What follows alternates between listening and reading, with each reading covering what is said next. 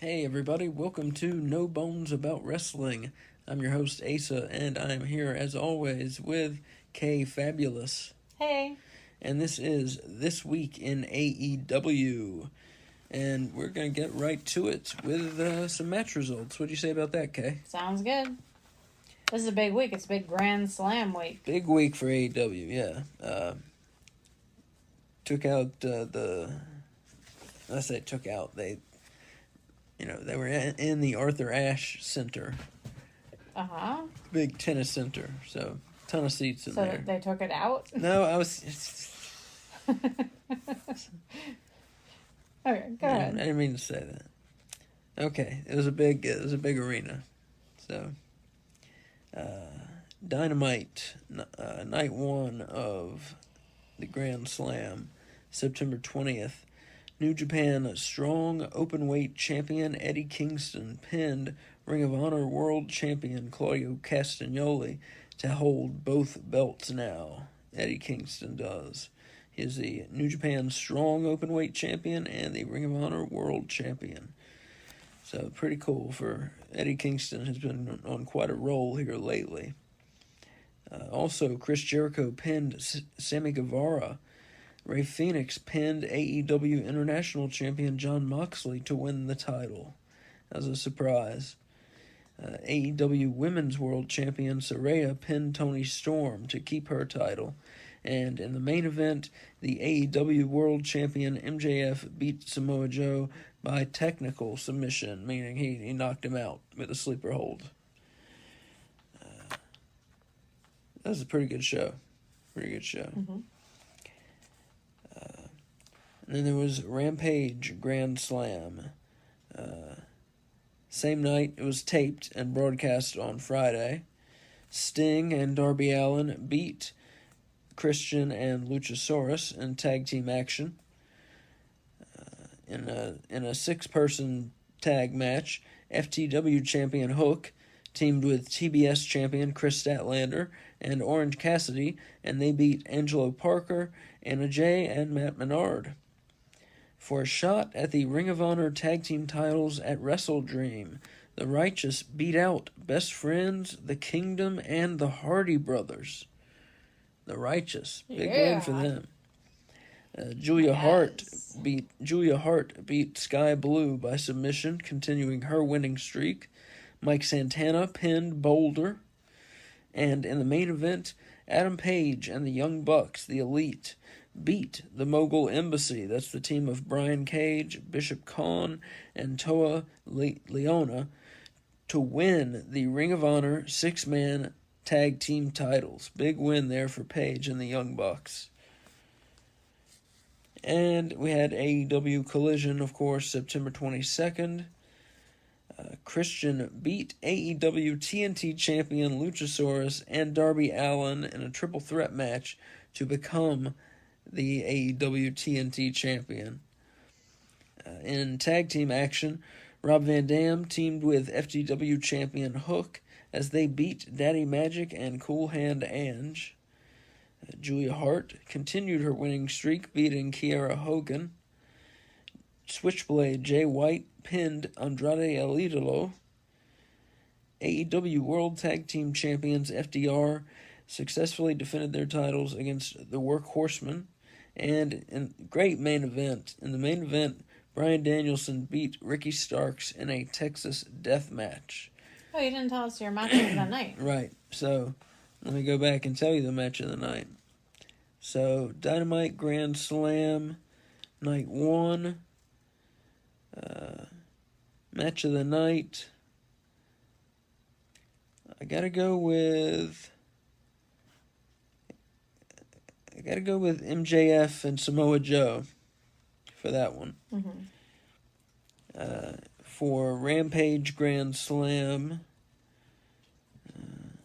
match of the night, had to be the main event as well. Adam Page and the Young Bucks beating the Mogul Embassy, yeah. And AEW Collision, again, the main event. I just picked the main event for all three. That usually is not how it goes, but for AEW Collision, September 22nd, yeah. Bryan Danielson beat Ricky Starks in a Texas Death Match. That was the match of the night. That was the match of the week, really. How many bones you giving it? That match, 5 bones. Wow. Yeah. On cable TV. 5 bones. Yeah. It was a great match. I have nothing. Wait, when you say on cable TV, are you giving it an extra boost because it was on cable TV? Maybe a little, but just because they put it on cable TV. Mm-hmm. They put a knockdown, drag out fight on cable TV. It's 5 bones out of 5. Just fantastic match. Both men working their hardest and selling their hardest for each other, and it was just a fantastic match. I have nothing bad to say about that match. Nothing bad to say about it. 5 bones. All right. Terrific match. I enjoyed it very much. All right, so let's get on to talking about what? Storylines. Storylines, okay. Storylines. What do we got here? Yeah. Okay. We're kind of go in order here. We've got the Jack Perry and RVD thing. So, Jack Perry, remember originally he made some off-the-cuff comments talking about how AEW wrestlers were, talking about how, he was talking shit is what he was doing. I was trying to put it a different way, but he was talking shit is what he was doing. So about ECW. Right, about ECW. And Jerry Lynn went and got Rob Van Dam to shut his mouth. And so he did. And now Rob Van Dam is still around, and there's no Jack Perry in sight. He's still serving his suspension for the incident that happened in London with CM Punk. Mm-hmm. So you wonder, is Rob Van Dam sticking around? I hope so. He's 52, I think, is how old he is. I could be wrong. I think that's correct. I could be wrong. That'd be cool if he's sticking around. I think he only wrestled because they were in Michigan. Yeah. Oh, okay. Because he's from Michigan. Yeah. So I think it was just this is a big week, let's bring in a big name, have a big hometown match, Yeah. So you think the RVD Jack Perry thing is finished? I think that was a one and done. Okay. Maybe at one point they had thought about it continuing, but at this point it would be weird for Jack Perry to come back and then all of a sudden picking it back up again. Yeah. It would seem weird. I hear you. So you don't think RVD is going to keep showing up? No? No. Okay. I mean, maybe, occasionally for, special things, I know he's not wrestling, but just to use an example, like Arn Anderson, how he shows up periodically, once a year, twice a year, maybe, now, like that. But with him, unlike Arn Anderson, I think RVD would wrestle. I mean, maybe I'm wrong. I hope I'm wrong. I hope he's back more often. But it's cool to see him. His matches were very good. He did look very tired. Yeah, I'm sure he is. Yeah. I'm sure he is, Like he was giving it his all. Yeah, absolutely, yeah.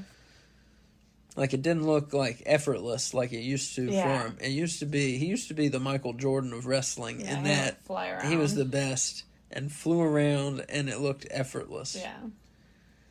But now he can still do his stuff, but he looks like it's taking its toll on him. Mm-hmm. Yeah, I hear you. Well, I still enjoy watching him. So hopefully he still comes around now and again. All right, we got a messy feud going on. We have the newly crowned TNT champion Christian and Luchasaurus, his big monster he has, and they're involved in a feud with Sting and Darby Allin and Nick Wayne. And so, where do you see this going from here, Well, I actually didn't see Sting as, like, part of this feud until, like, the match that they just had, you know? Mm-hmm. Because I think it's weird to have, like, 3 people on the good guy side and only 2 people on the bad guy side. Like, normally you don't have the good outweighing the bad or outnumbering the bad. So I don't know. I really appreciate all of the jokes that Christian makes about Nick Wayne's mom. I'm thoroughly enjoying that. Christian's a good heel. He's a great heel.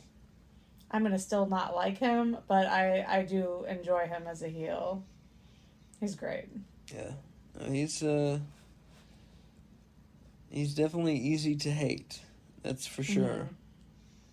Mm-hmm. And bring up everyone's dearly departed father. It'll be interesting to see how, where this goes. Are we heading towards a Nick Wayne Christian showdown? Is that, what's going to be the climax of this feud? That's what I'm asking, really. What do you think? Is it Nick Wayne versus Christian? What ends this? I think so. Nick Wayne versus Christian? Yeah. It has to be, doesn't it? Or some sort of tag something. I'm not sure if tag, like Nick Wayne and Darby versus Christian and Luchasaurus. We've seen it, haven't we? Yeah. But I mean, that's not enough to close this story out. If you do Nick Wayne versus Christian to close the story, is Christian winning or is Nick Wayne already getting a belt? Because he's fresh, Mm-hmm. That's really soon to give him a belt. But are you going to end the story? No, Nick Wayne is going to win the feud, yeah. Yeah, so I mean, how's that going to work? Yeah, he'll be the TNT champion, yeah. Give him the belt, yes. This belt that you were so big on its lineage and how it's more important than the international belt, you're going to give it to Nick Wayne? Yeah, give it to Nick Wayne, and then he has to take on, wrestler... He'll be a fighting champion and have to take on a different wrestler every week. And, it's kind of like watching Peter Parker as Spider-Man, He has these abilities, yeah. But he almost, doesn't understand all of his abilities yet. That's the kind of... That's such a great comparison. Oh, my God. That's kind of the sense I get from Nick Wayne, is that he does stuff and sometimes he doesn't know how he did it, He even kind of looks like the look on his face is like that, like, bewildered look often. Yeah. Huh. What a great comparison. So, yeah, I'm kind of seeing these heel wrestlers as, the villains coming after him. And week by week he gets by somehow. It's like, man, that was a close one. That was a close one, MJ. Yeah. That's where I see this all going. That would be cool. A good direction, I think. You might have sold me on it with the Spider-Man thing. Because it is really soon for him to get a belt. Especially when you think about all the people who've been putting in the work and haven't had belts in the company. Like Andrade. Belts are for... belts should have value, yes. But also they can be used as props. So, in this case, we'd be using it as a prop. If only there were more belts in AEW, then everyone could have one. No. No. No more belts. They may get to that. What else you got storyline-wise? What else do I have storyline-wise? Let's see. So, we have Jericho splitting with Sammy Guevara joining the Don Callis family, and Don Callis leading Sammy Guevara now, Konosuke Takeshita, and Ospreay. All of them. He's amassing quite a roster of bad guys here, isn't he? A very talented roster. Yeah, really. I mean, you got Will Ospreay on your side. Yeah, he's You're getting like pretty unstoppable. Yeah, he's getting the cream of the crop, so to speak. So this one, where do we see this going? You know, Chris Jericho definitely has to get his win back. I mean, he beat Sammy Guevara, but Sammy Guevara ended up making him look silly and beat the heck out of him. And Well, are we gonna see Chris Jericho join forces with Kenny Omega? Like, is that where this is going? oh, that was what it looked like. They say politics makes strange bedfellows. The same is true about wrestling. Mm-hmm. So yes, I think Jericho and Omega are going to team up on this. That's cool. That's a matchup I would not have expected to see. Mm-hmm. I agree. And so we'll see Jericho and Omega taking on Sammy, Ospreay, and Takeshita. Mm-hmm. And maybe who's a third face who could help? Do they need a third face? Well, they keep pulling in Ibushi, right? Isn't that his name? Kota Ibushi. Kota Ibushi. Mm-hmm. So maybe him, because it seems like now the Bucks and Hangman have their own thing going on. So, well, I mean, they don't have a story; they just have belts now. Maybe the Dark Order is going to go after them for the trios belts. For the Ring of Honor trios belts, the 6-man belts. That would be so exciting. Sorry, I just thought of that and got very excited. Back to what we were talking about. No, I can't. So that would be so awesome because they've had this long-going feud, the Dark Order and Adam Page, from their friendship falling apart. So that would be so awesome if the Dark Order wins and they get the belts. I know I changed the topic. Sorry, I got very excited. We're talking about Chris Jericho, and Kenny Omega battling the Callis family, as we'll call it. Yeah, so I think Kota Ibushi is the best bet. Yeah. Because he's in the match with Kenny at Wrestle Dream, right? Well, you tell me. I don't know. You pull up the Wrestle Dream. We'll definitely take a look at that later. Oh, okay. I mean, look for it now, but also we'll be looking at the Wrestle Dream card a bit later. But yeah, the Callis, we haven't seen a quote-unquote family in a bit in wrestling, and it's, we've talked about it, how we miss managers, how they don't play, we just don't see them as often as we used to. And so the Callis family is kind of reminiscent of the Heenan family. It used to be Bobby the Brain Heenan in WWE used to have his own family, his own squad of wrestlers who he led, and had some great names go through there. Rick Rude, Andre the Giant, such. Mm-hmm. I mean, well, the match that we're getting at Wrestle Dream is Chris Jericho and the Golden Lovers versus the Callis family, so the three. I didn't realize that had been made official. Yeah. I knew that Kota Ibushi and Omega had a match against the Callis family, but I didn't realize Jericho was officially added to it. Okay. So that's where it's going. Okay.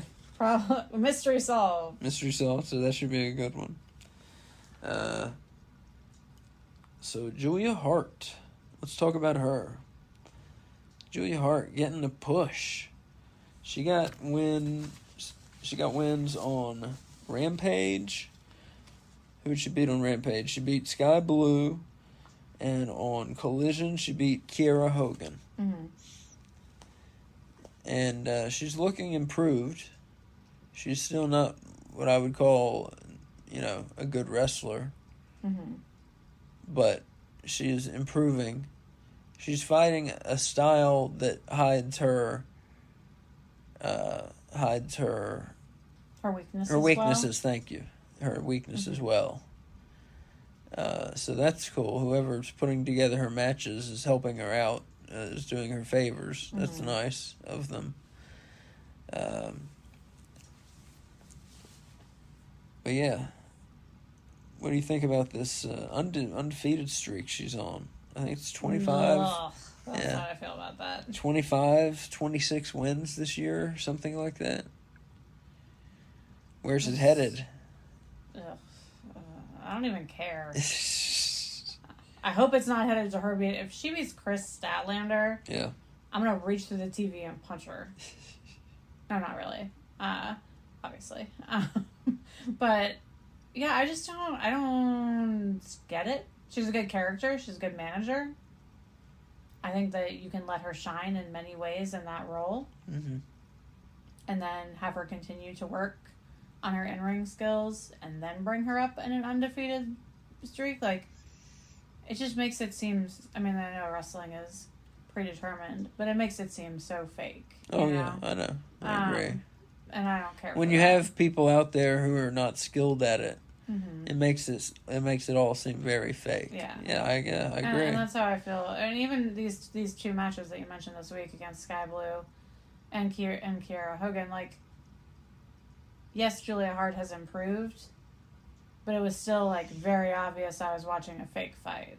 Yeah, I hear you. Right. And when you have people like Willow, or even Sky Blue, for example, that, which, like, if you've listened to our show before, I don't normally speak super highly of her and her ability in the ring, but she's improved far more than Julia Hart has so far.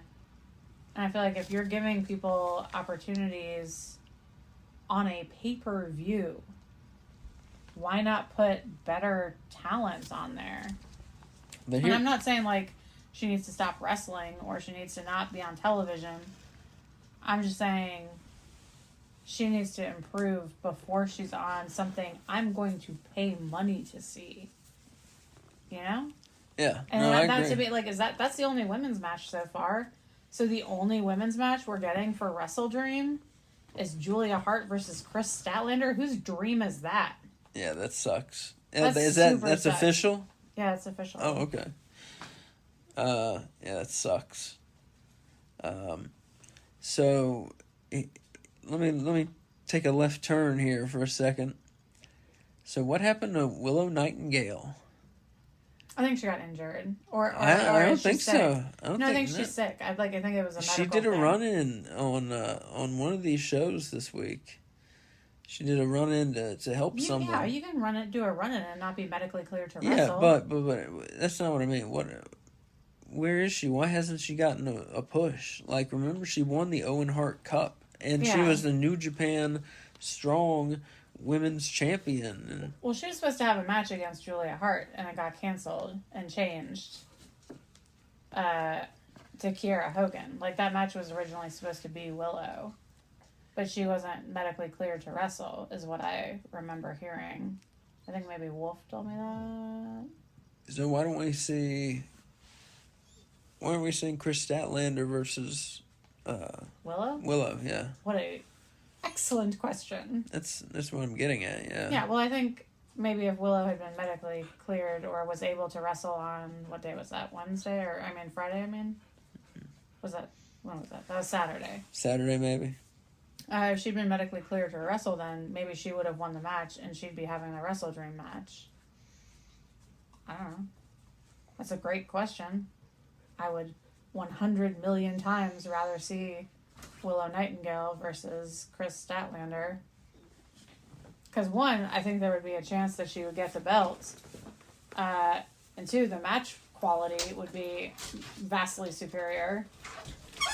Because now, like, watching this match, it's either going to be the result I expected or it's going to be the result that pisses me off. You know? Like, with Willow, I'd be happy either way. Like, oh, good for Chris Statlander. She kept her belt. Yay, Willow Nightingale won the belt.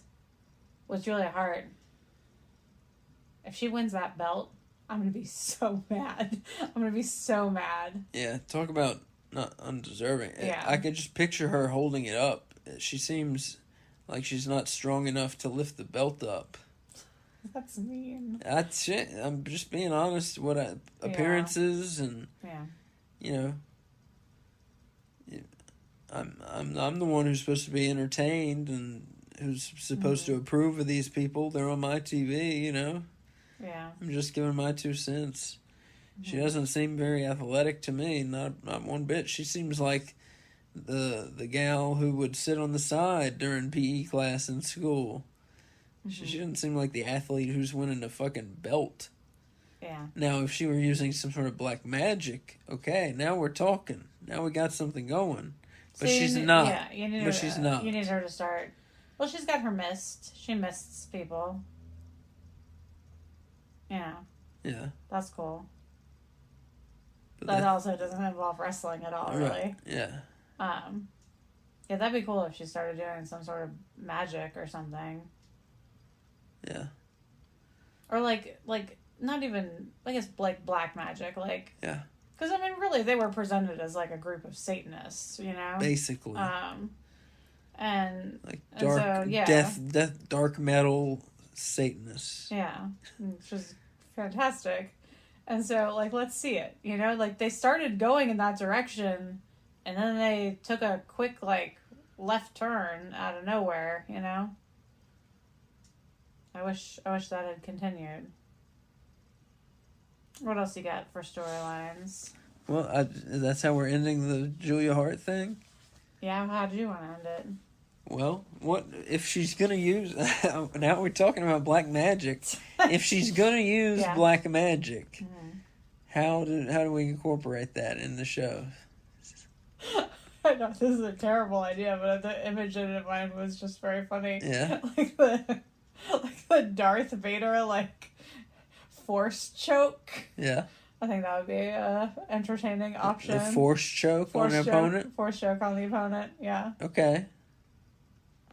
What's your idea?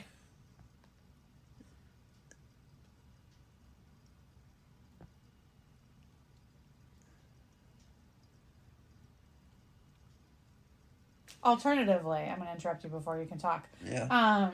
If they can figure out, like, the technical way to make lightning happen and, like, strike the ring, I think it would be cool if she could, like, somehow strike her opponent with bolts of lightning from, like, the ceiling. Like, if she could summon them, like Storm. That would be cool. Yeah. That would be cool. So those are my thoughts. Okay, those are your thoughts? Yeah. What do you got? I'm thinking some sort of, ceremony out in the woods and, give us a montage of it. Well, I thought we were talking about in the ring. You're saying how can it help her in the ring? I was getting there. Jesus Christ, if you give me 2 seconds. Okay, fine, go ahead. God in heaven. So, some sort of montage, like black and white in the woods, doing some sort of ceremony. Cut between black and white and in color, that type of deal. Do some sort of ceremony. And then... And have it made clear that things are occurring in the match outside of the other participants' control. What? Like, she's getting out of holds, and they're like, how the fuck did she get out of that hold? They're bewildered.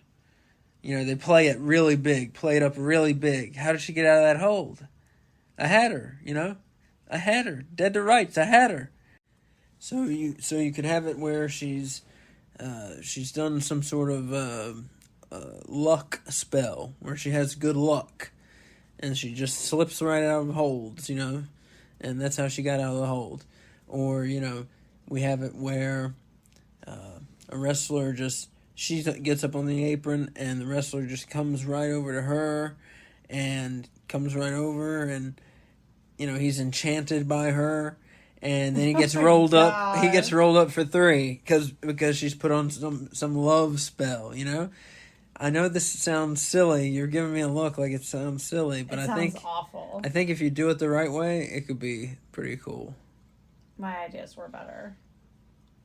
My lightning idea was cool. I like the lightning idea. Yeah. I say do it all. Yeah.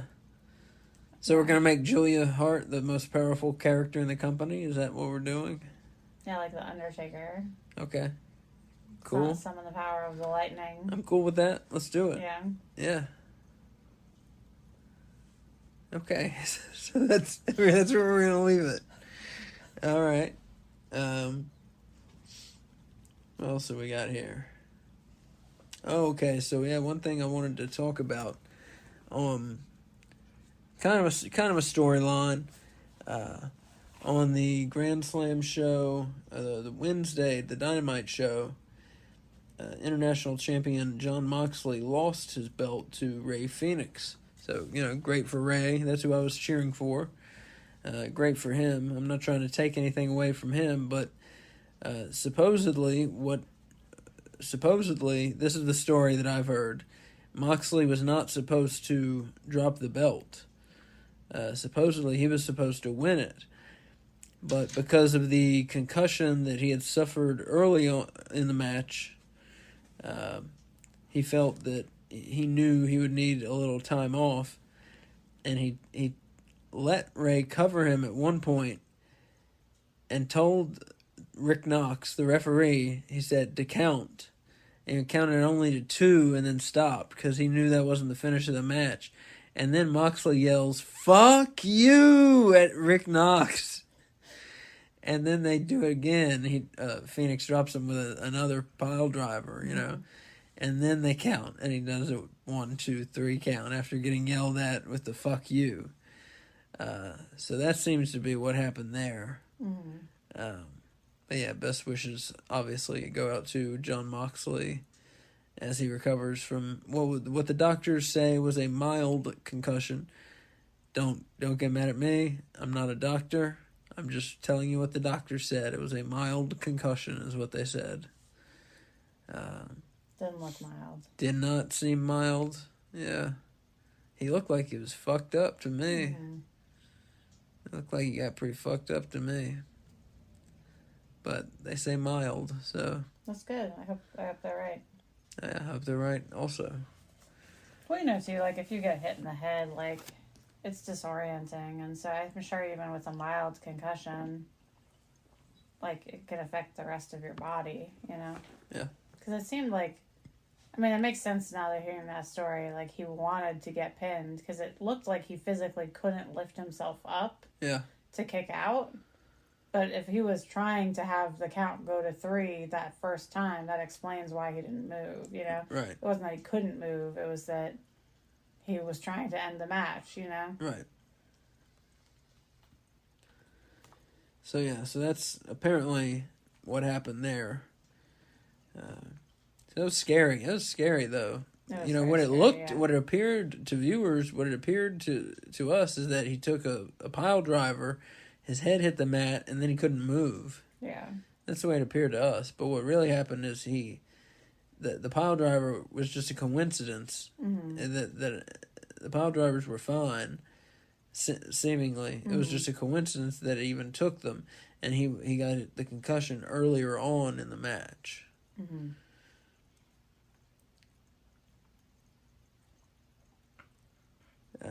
So another storyline, a cult has risen from out of Ring of Honor. Yeah, dig it. And has made its way to AEW, and they've been rising up through the tag team ranks, and that is the Righteous. And just this week, on one of the Grand Slams, the Rampage Grand Slam. Thank you. Yeah, they beat the Best Friends, the Kingdom, and the Hardys. The Hardys, one of the best tag teams of all time. Best Friends, okay, they're good. And the Kingdom, the team who everyone thought should have won, the storyline, the Kingdom should have won. Yeah, the Ring of Honor tag belts. Yeah. You do the Kingdom versus MJF. And, you mean the current storyline? Yeah. Yeah. You do the Kingdom versus MJF and Adam Cole. Yeah. So with Roderick Strong there at ringside in a wheelchair. It makes me... I don't understand why the Righteous... good for them. I like the Righteous, but I don't understand how the Kingdom aren't going to that match, aren't going to that title shot at the pay-per-view. Well, and when is this match? What match? The pay-per-view? The match? Oh, is it at the... Yeah, it's at the pay-per-view. Oh, okay. Yeah. Oh, okay. At the pay-per-view. I thought that they're not wrestling. I thought that Better Than You Baby was wrestling Aussie Open at the pay-per-view. No. But that's FTR that's wrestling Aussie Open. Correct. Okay. And So what are my chances here, do you think, with the Righteous winning? Winning and winning the belts Yes. from... I have no idea. I have need no to- idea what they're doing anymore now. Like with not putting the Kingdom in this match, I'm clueless. Because I thought, and that's one of the things I do like about AEW is that a lot of times they do surprise me, and it turns out for the best. So here, everyone expected the Kingdom to go over and have a match with MJF and Cole, and that is not what we're getting. I'm so excited. We're getting the Righteous versus MJF and Adam Cole for the Ring of Honor Tag Team titles. Who would have thought 3 or 4 months ago that would be on a fucking pay-per-view? Mm-hmm. What a weird match.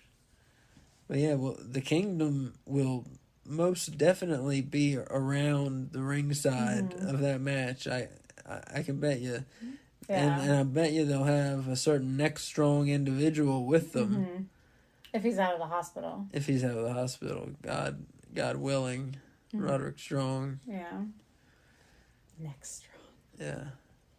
So that's gonna be quite a match. That we'll see what in the world goes on there. So yeah, the Righteous, their chances, I don't know. Pretty good, maybe. I mean, I could see something weird going down with Better Than You Baby and the Righteous end up getting the belts. Yeah. From your lips to God's ears, make it happen. But yeah, so they're on quite an upturn. You want to know what the best part of that is? What? We get to hear their music. Yeah, the music's awesome. Yeah, their entrance music's like my favorite. Yeah, the Righteous entrance music is slide awesome. Guitar in it, it's so good. Let's see what else. Miro has been on Collision, and he's been doing some vignettes with CJ, his wife. Well, this was the first one that they were both in. Right. Together, He did a vignette with Yeah. CJ's wife, Yeah. I should say, and it raised more questions than it answered. So here's the questions that I think it answered. Okay. She's going to be a manager, so she's sticking around to be a manager. And he doesn't get any say in who she can manage. Mm-hmm. So I think that's what's clear, I think. But what I think it means, I think she's going to manage Hobbs. Yeah. I think so. You don't think so? I just think that, I don't know, the whole thing is odd. Like, Miro's promos, at first, it was pretty entertaining. You know, he'd talk about his God and his hot wife and this and that. And I think they've always been confusing. yeah, they have always been confusing. But at first, it was entertaining. Yeah. But now they want us to try to follow them. But we can't because they're just confusing. And, like, we're smart not to talk about ourselves so highly. But, I mean, if we can't understand it, like, where they're going with it, who can? You know? I mean, like... I don't understand what Miro's saying. I don't understand what CJ's saying. Yeah. You know, that's what the fuck they're talking about. Yeah. Well, I mean, I just don't understand, like... We haven't been given a why for Miro. Like, with, like, the Redeemer, and he's abandoned the Redeemer, he's abandoned his wife. He said in one promo he was abandoning the chase for the gold. Right. So then, like, what are you doing? Yeah, why are you even here? Yeah. Why don't you go sit on the beach, dude? Yeah. Yeah, I hear you. Yeah. I don't like when wrestlers say they don't want the belt. Yeah. And I'm like, why are you wrestling then? I agree. But yeah, nothing but confusion. Hopefully they make something better out of that. I don't know. I don't know what's going on with that. It's very confusing and it's become irritating. Maybe it's like an abstract art piece where like you only are looking at small portions of it, and then eventually you see, like when you see it as a whole, all the pieces somehow fit together and you see like an image, you know? I see. Yeah. Wow. Well, we're gonna leave it on that.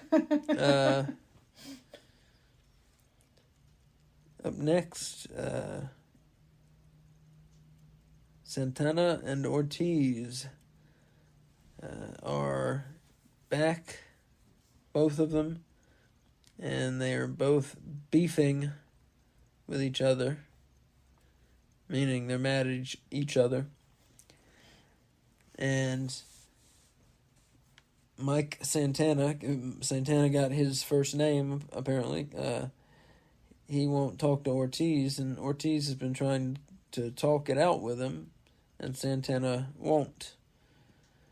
So, are we going to see these two meet in a match? Don't you think we have to end up seeing these two meet in a singles match? Yeah, I think we have to. Plus, there some stuff like on social media too, kind of leading that way between the two of them. There was, yeah. There was a number of social media messages exchanged.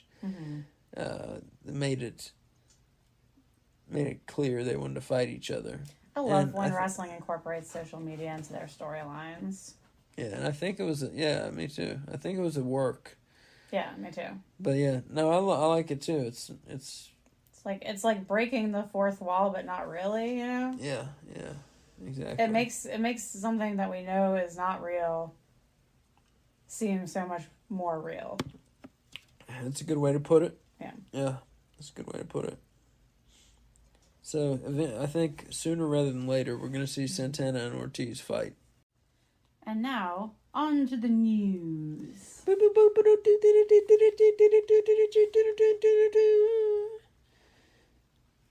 you think are people old enough that listen to us do they get that I'm like trying to mimic a telegraph wire? Oh, I just associate that sound with the news. I didn't actually know that was supposed to be a telegraph wire. I thought that's what that sounds is supposed to be. That makes sense now that you're saying that. I just thought it was like annoying beeping to let you know that the news is starting. No, I thought that was what that's supposed to be. Yeah, that makes sense. Anyways, do you think people get that? Well, I mean, they do now because you just said it. They do now, hopefully. Okay.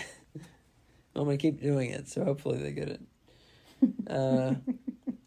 In the news, Malachi Black is dealing with a slight calf tear and a hyperextended knee.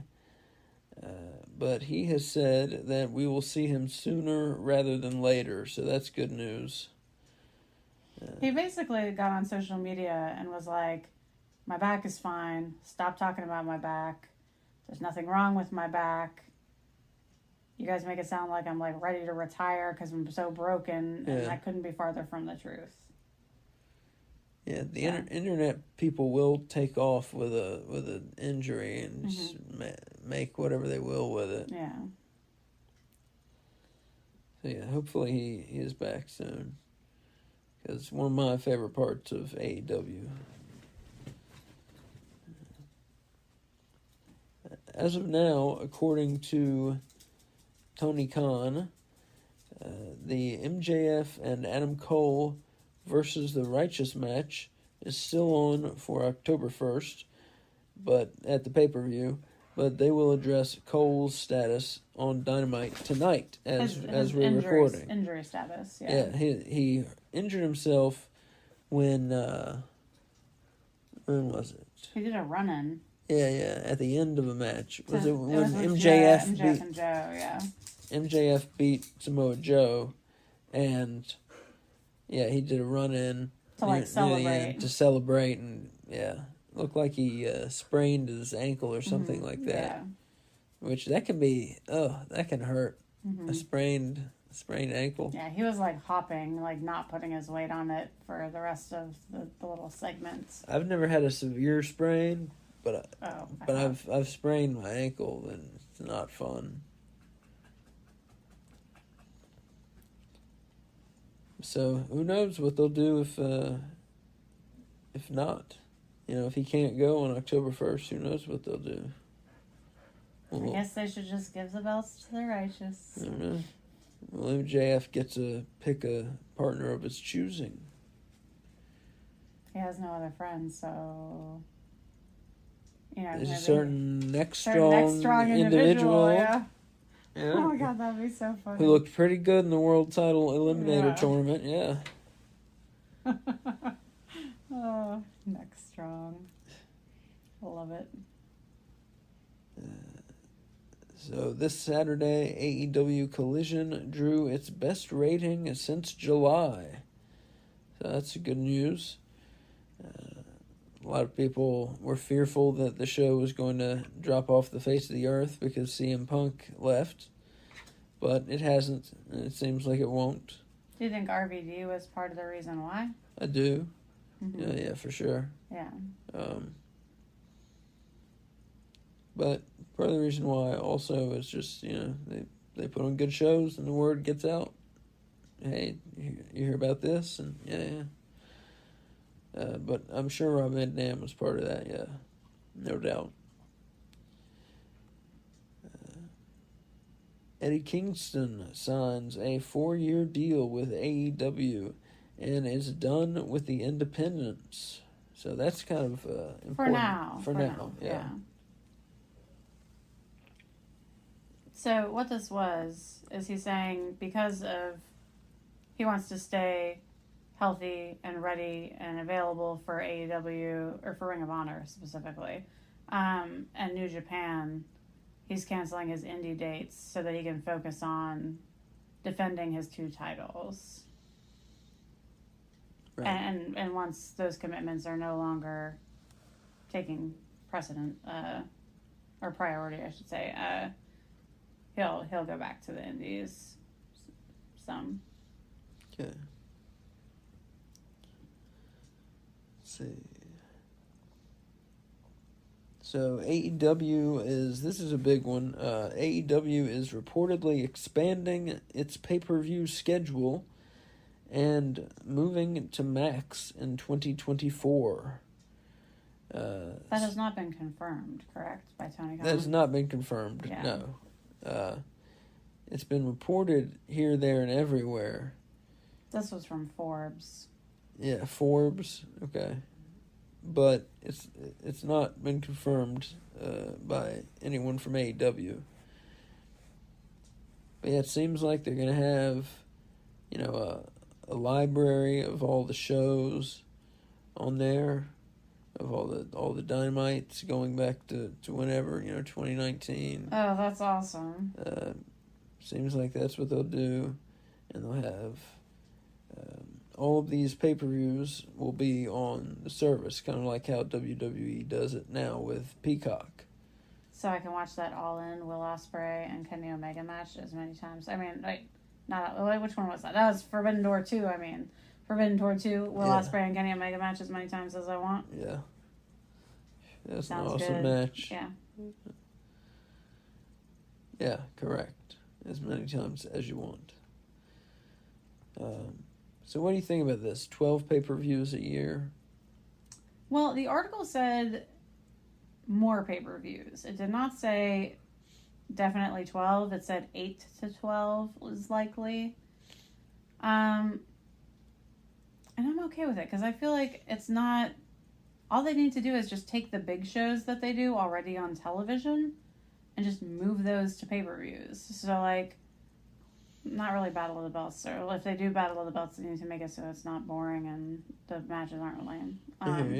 But Battle of the Belts, for example, Grand Slam, which we just had, is another one. Winter is Coming is one. They do these, mini pay-per-views on TV already, so I don't think it's going to change the product really at all, except maybe force them to put better matches on Battle of the Belts. That's the only, real change I could see it causing it. That and bringing more fans to AEW because you don't have to pay $60 or $50 to see their pay-per-views.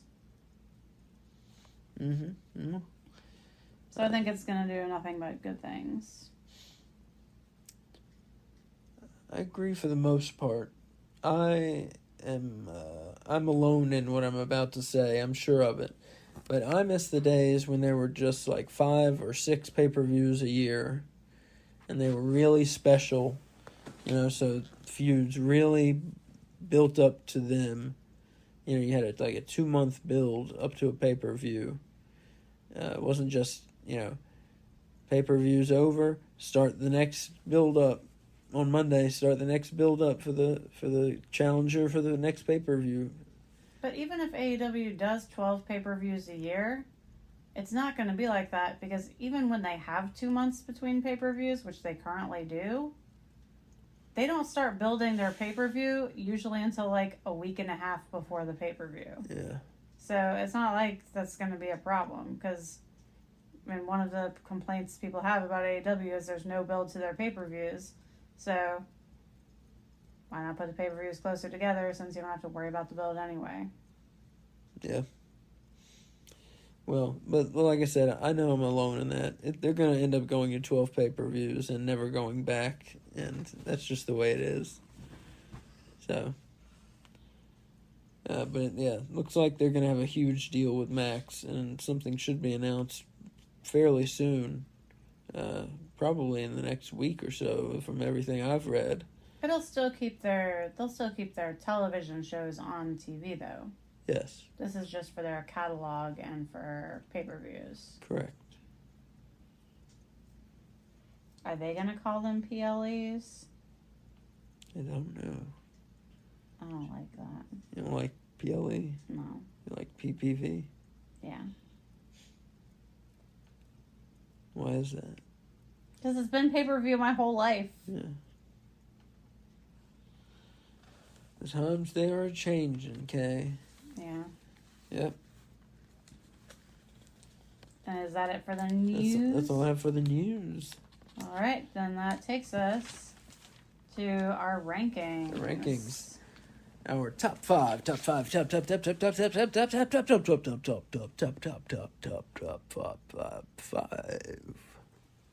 top 5 rankings for AEW. So what do we want to start with? Men, women, or teams? Teams. So these are our official No Bones About Wrestling power rankings. We do it in a super secret way. We will never let you know. But Kay and I determine between us a list of the top 5 for teams, for women, individuals, and for men, individuals. So teams this week, number 5 coming in hot, Hook and Rob Van Dam. What a team. Mm-hmm. Number 4 actually dropping a spot from last week just because of how much awesome of how many awesome tag team and trios matches we saw this week. The Righteous dropped a spot. Won a big match, but dropped a spot to number 4. Didn't drop a spot on my list. No. Third place, dropping 2 spots from first place, the World Tag Team Champions FTR, who had a fairly easy title defense against the Workhorsemen. Yeah. Don't make that sound as a Workhorseman. That match was pretty good. You were just all like, ew, the Workhorseman. So you didn't appreciate it, but the match was good. Number 2, making their debut on the top 5, Adam Page and the Young Bucks, winning the Ring of Honor. See, I can't even. There's so many belts. I can't even think of what they're on. The Ring of Honor 6-man tag team titles. That was a big win, getting them from the Mogul Embassy. And number 1, returning to number 1. They were number 2 last week. The Acclaimed and Daddy Ass, the AEW Trios champions, the World Trios champions. They're quite a team. Mm-hmm. They've only lost, once? And it was to the fucking House of Black. Yeah. And then they got their win back on them. They're quite a team. They've been number 1 on our team's ranking more than any other team. As they should be. You want to do men or women next? Let's do women next. All right. The women. Number 5, making her debut on the list, Sky Blue. Number 4, falling 2 spots from number 2. She was unable to get her belt back, Toni Storm. Number 3, making her debut on the list. It was hard to keep her off the top 5, despite what we said about her on the podcast. She's going undefeated, and she's a top contender for the TBS title. Number 3, Julia Hart. Number 2, up a spot from number 3 last week, the TBS champion, Chris Statlander. And number 1, a member of the Outcasts, Saraya, the AEW World Women's Champion. So your top 5, Saraya, Statlander, Julia Hart, Toni Storm, and Sky Blue. And last but not least, the men top 5. So actually 2 through 5 were not on the list last week. Huh. Only number 1 was on the list last week. So 2 through 5 are all new to the list. Number 5, Switchblade Jay White. Got a big win over Andrade Alilo on Collision. Number 4, Bryan Danielson. Got the big win in the main event over Ricky Starks in a Texas death match on, what was that, Collision? Yeah, that was a good collision. Number 3, the new AEW International Champion, Rey Fenix. Number 2, the Ring of Honor World Champion and New Japan Strong Openweight Champion, Eddie Kingston. How can you believe it even? Can you believe how wordy that New Japan belt's name is? No, I can't. Like, you have to stop and think, like, for a few seconds of which word comes next, and there's so many of them. Well, even if you do the proper title, it would be the New Japan Pro Wrestling Openweight. No, New Japan Pro Wrestling Strong Openweight Championship. Yeah. And I think the word men's would be in there somewhere, too, because there's a women's one also. Maybe. Yeah. Anyways, Eddie Kingston, number 2 on the list. And number 1, same spot as last week, your AEW World Champion, MJF. So, folks, I'm going to make an announcement real quick before we do our topic of the week. We are going to stop covering WWE television shows and spend a little more time focusing on AEW. We're still going to cover WWE Premium Live events. We'll still do recaps and previews for those. But we're not going to do the TV shows. There's only so much goddamn time in the fucking week, you know? Yeah, it's 5 hours of wrestling. It's 5 hours of wrestling to watch, and then it takes time to put together a show and record the show. You understand, of course. So, and then we have lives and jobs, you know? Mm-hmm. So, this is not our job. We make no money from this. We're having to cut WWE loose. Something had to give, so we're cutting WWE loose. No more WWE TV show coverage. But as a result of that, you will see more YouTube content from Asa. Correct, yes. I am going to start doing more YouTube content starting this week, yes. So let's head to our topic of the week. All right, folks, and this week, the topic of the week here on This Week in AEW is entrance music. The always important entrance music of a wrestler. It signifies to the crowd, you know, who you are, what you believe in, what you're going to deliver. You know, if you're a high flyer, you probably come out to some rockin' music. If you're a big man, you probably come out to some slow boom, boom, boom, boom. Some Samoa Joe music. That kind of thing, yeah. Some slow beat music. if you got high energy, you might come out to some kind of, techno. Everything sounds fucking techno nowadays and dancey with these wrestling themes. But you get the gist of it. Your entrance music is important. It plays when you enter, and most importantly, it plays when you win. So what is your victory celebration song, too, for your proudest moments of your career? That's a tough one to pick. And so we each have chosen our top 5 entry music in AEW history. I also chose the worst 2. I say. I didn't tell you about that part. If you want to pick your worst 1 or 2 also. No. No? Okay. Well, why don't you share your worst 2 with us first? Okay, number 1 is Jack Perry's new music. Yeah. It's awful.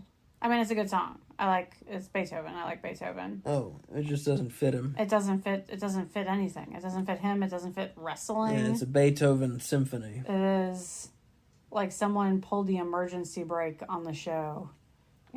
Terrible. And the other, number 2, and the worst entrance music is the Young Bucks' old song, the Be Elite song that's in the game. Oh my god, it's so annoying. It's just so repetitive.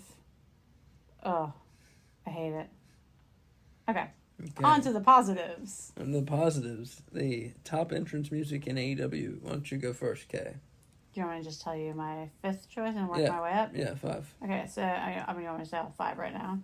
So at number 5, this is the one that I think you may not agree with, is the Jay Lethal and Jeff Jarrett tag music. I love the mashup of their music together. I think they did an awesome job blending those 2 songs.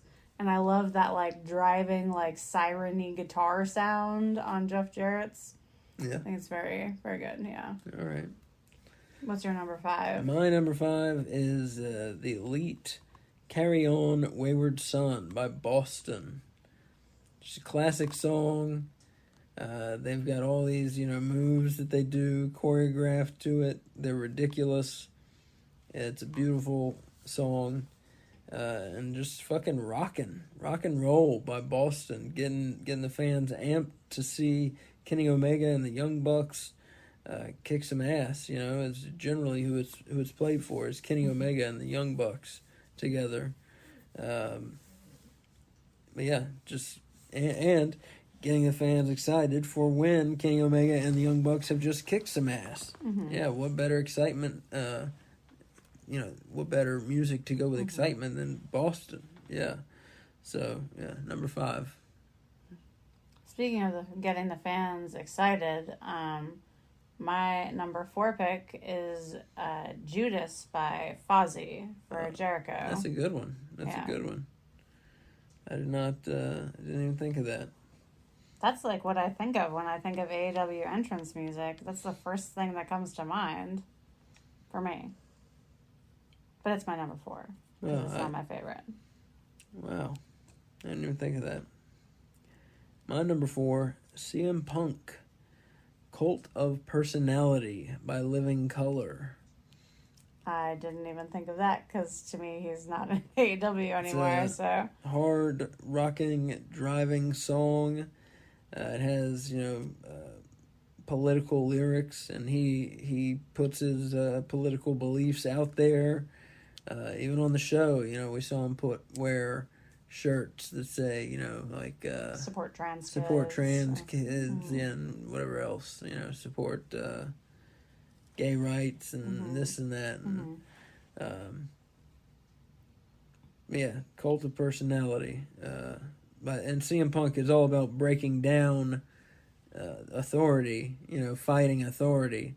And Cult of Personality is all about questioning authority. Mm-hmm. So the song suits the character really well, and it also happens to be a rockin' fucking song. So that's a good choice for him, for Punk. Mm-hmm. So number 4, Cult of Personality, CM Punk. Number 3. Mm-hmm. I don't know who the artist or the name of the song is, but it's Willow Nightingale's entrance music. Okay. I love it. It's just so positive and upbeat and happy and like dancey, but not in a obnoxious way. It's a little funky. Yeah, Just yeah, a little. and it just fits her character so well. Plus, on Ring of Honor when they do it, Ian Riccaboni raps through the whole thing of it, like it's a different rap every week about Willow. Mm. I enjoy it. It brings me joy. And Caprice Coleman and Ian Riccaboni dance to it as well. It's nice. Oh, it's good music, that's for sure. I don't know if I'd put in the top 5 of all time wrestler themes or AEW wrestler themes. Oh, I absolutely, yeah, it's number 3. Okay. For me, number 3, Kenny Omega, Battle Cry by Little V. Yeah, that song that just gets you fucking amped up. The one that sounds like a Mega Man. It sounds like a Mega Man video game. Yeah. Going off in the background. That song that Kenny Omega uses when he's a singles wrestler. I love that song. My number 2. What? Oh, wait, yeah, number 2. Yeah. I did not look up the names of any of the actual artists or song titles, but it's The Righteous, their entrance music. Okay. It just like speaks to my soul. That slide guitar in it is so good, and their slow dancing, Vincent's slow like dancing and snapping to it. Mm-hmm. Love it. Love everything about it. It almost made it to number 1. Like, I almost didn't have a number 2 and had 2 number 1s, but then I thought you would not let me do that, so it got bumped down to number 2. It's a good song. It's a good song. Yeah. Definitely sets the tone for who the Righteous are. Mm-hmm. Kind of swampy sounding guitar. They seem like they crawled out of a fucking swamp, and put their white clothes on over their swamp ass, That's the feeling I get from them, Yeah. They can put on all the white that they want, but it seems like they have not washed themselves, No. Yeah. So.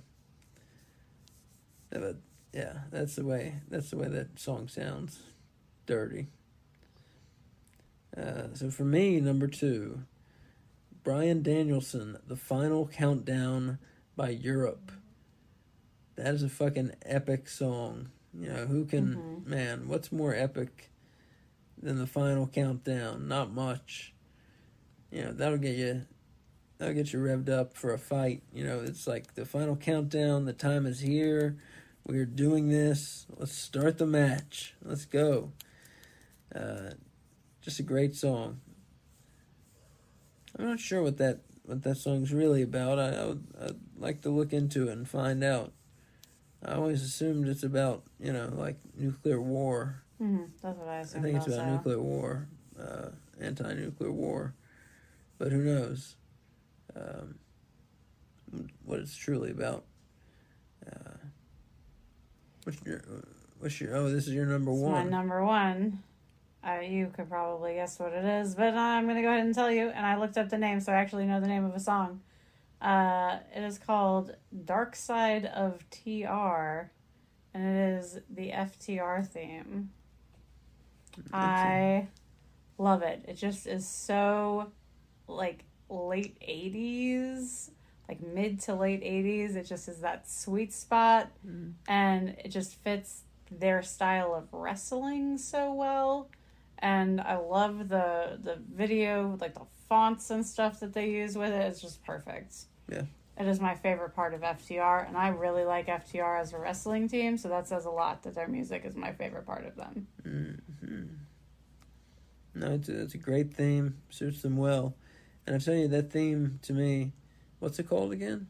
Dark Side of TR. Dark Side of TR. Weird. It's very reminiscent. Fans, if older fans will remember, of the Midnight Express theme. They were a tag team in the NWA in the 1980s. fought the Rock and Roll Express all over the fucking country many times. But it's very reminiscent of the Midnight Express music. It's referred to in an article that came up when I was searching for the name of it as their Midnight Express themed track. Yeah. It's very much themed by Midnight Express. All right, and my number one wrestler theme is going to someone who's newer on the AEW stage. And that person is Rob Van Dam. It's Walk by Pantera. I feel like that's cheating. You don't get much more epic than Walk. Just Pantera rocking and rolling and shouting Walk and respect. What do you say? All that stuff. Shouting at an RVD's pointing at himself and doing flips and God knows what else as he heads to the ring. I love it. It gets me fired up. I want to go see some Rob Van Dam right now. That's an ECW theme song. No, he's used it in AEW. I know, that's cheating. You're using a loophole. No, he's been here. He's had 2 matches, and he's used it both times. I feel like that's cheating. He's had 2 matches, and I can't believe FTR didn't make your list. They barely missed. They would have been 6. They would have been 6th. 6th for me was when Orange Cassidy used the Pixies. Oh, wow. They would have been 7th. They would have been 7th. Yeah. Which, I feel like his music now fits him better, but I loved getting to hear the Pixies every week. Yeah, it's cool. Mm-hmm. Orange Cassidy's theme is a great one. I don't know what it's called, but it's a great one. Beep, boop, boop, boop, boop. That's what it's called. That's not how it sounds at all. No, it's not. So, folks, hopefully you... well, real quick, what's your favorite wrestling theme? Not just AEW. Any wrestling organization. What's your favorite wrestling theme?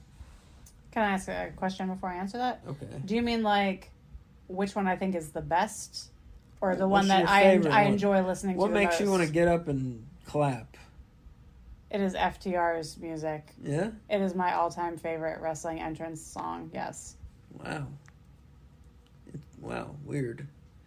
Why? It's awesome. It is awesome. It's well done. It suits them. It's something I would listen to on the radio for fun. It suits them. It's good. Yeah. But the one I think is the best for the wrestler, Stone Cold Steve Austin has the best entrance music, hands down. The shattering of the glass and then the stompy music. Yeah, it's perfect. It fits him 100%. Yeah. Stone Cold's theme is tough to beat. Yeah. So what about you? You have so much more to draw on because I don't know most wrestlers' themes from the 80s and 90s. I cannot say. I will not say. You what? You asked me, but you won't say? I won't say. Oh. I cannot. It's cheap. I cannot say.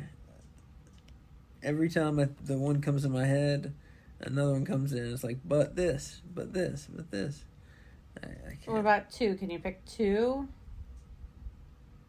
No, that's a no face.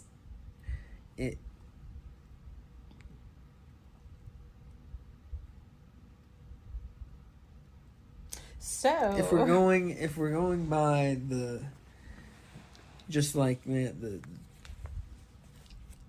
way that the wrestlers use them to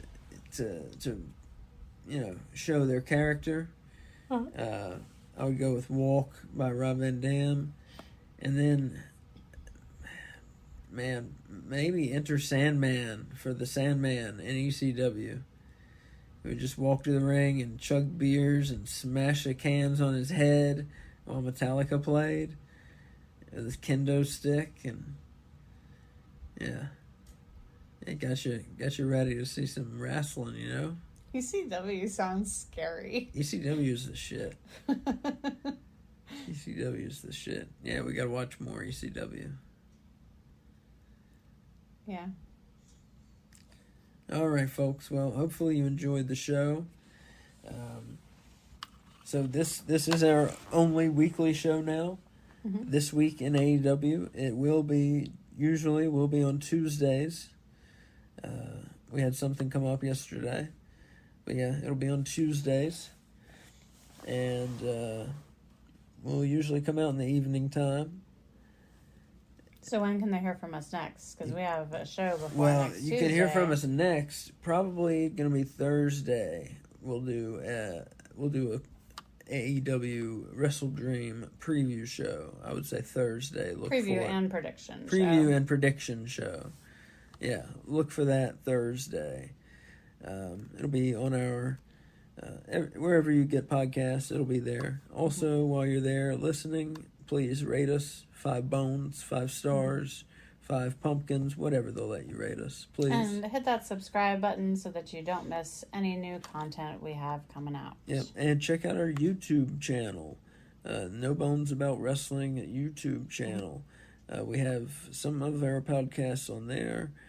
We have some material that is not podcasts on there, and there's going to be new material debuting on there starting this week, actually. Mm-hmm. So give it a watch. And folks, as Mick Foley would say, have a nice day. Bye.